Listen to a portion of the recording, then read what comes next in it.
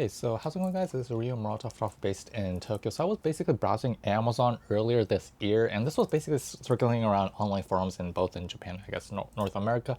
But there was this toy camera called Chuzao, which was picking up attention from various types of people, actually, which is, if you guys do not know, Chuzao is a toy camera that is, how should I say, not doesn't look like a toy camera, and I basically kind of ignored it because my channel is related to film photography, and at the same time, because toy cameras are mostly digital, and at the same time I also have to consider the price. It was like really expensive, so I basically ignored it for a couple of months or so. But earlier, like about 2 months or so ago, the price dropped significantly to the point during the sales season that I basically, it kind of went below my budget. So I basically snagged it to see how it would be like. And honestly, I thought it would be nice to sort of like make a video of it because it's something in its league of its kind, and I thought it would be sort of like a great sort of like, how should I say,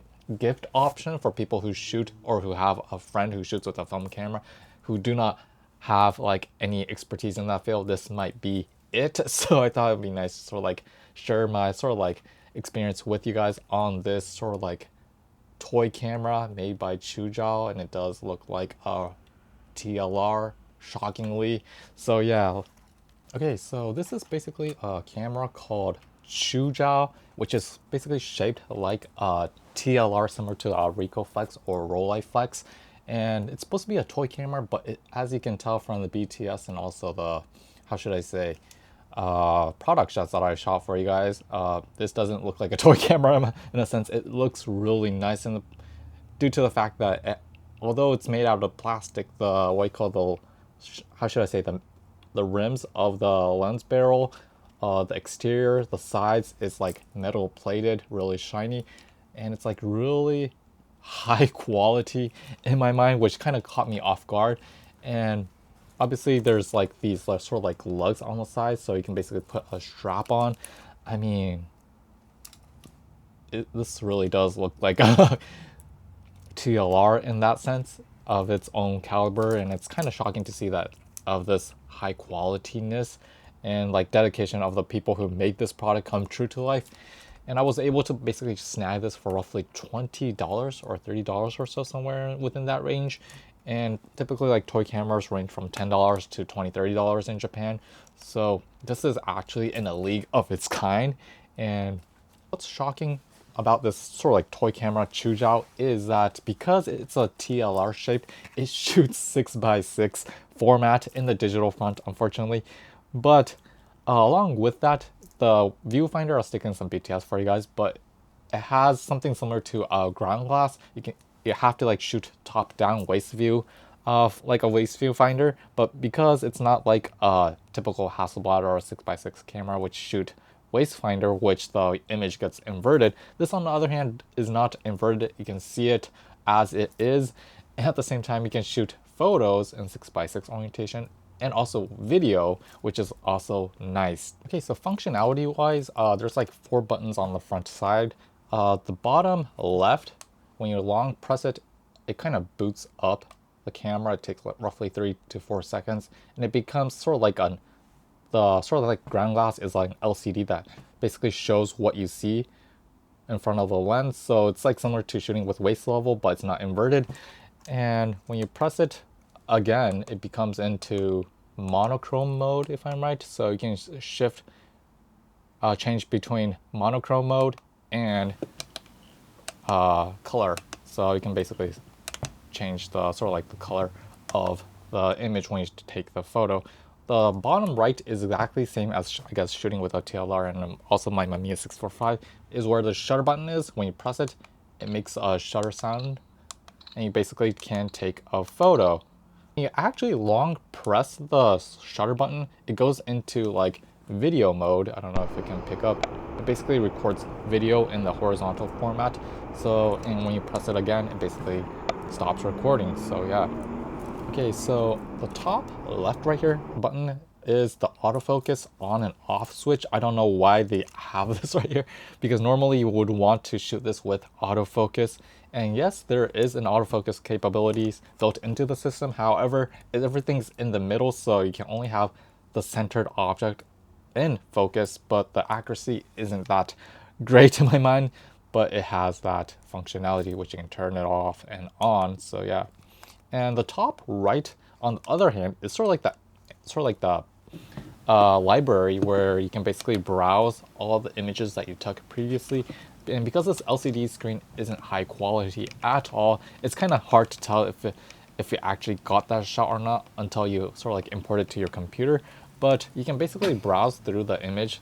You can forward it or go backwards of the shots that you've taken by basically turning the crank right here. So you can basically crank it around, and then you can basically preview the image that you shot previously.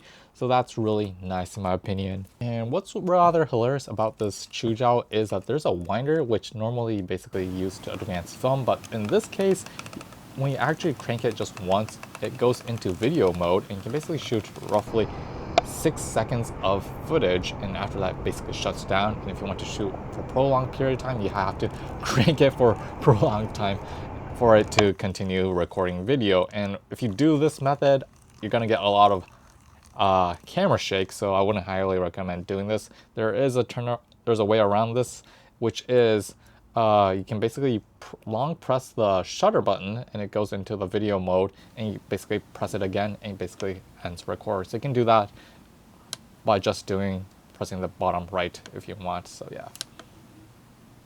And because it shoots digitally, it means that this unit itself runs on lithium-ion batteries, which means that you can actually charge this using USB-C, which is exactly the same cable as my Pixel phone. So you can actually charge this via a USB-C.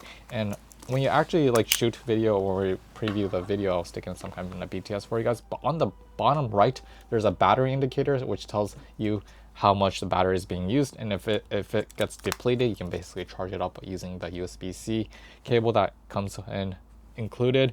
So yeah, you can do that. And like I said, because it shoots digitally and you can charge it using USB-C, it means that you can basically shoot this onto an SD card, which it comes included in the box, 16 gigabyte no name SD cards. But I would highly suggest like investing in a micro